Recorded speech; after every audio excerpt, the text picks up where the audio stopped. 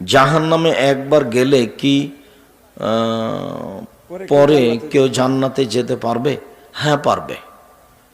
কিছু নেকি আছে, তখন প্রথমে জাহান্নামে যাবে, পরবর্তীতে জান্নাতে যাবে। অনেক হাদিস এটা প্রমাণ করে। ঘুষ না নেওয়া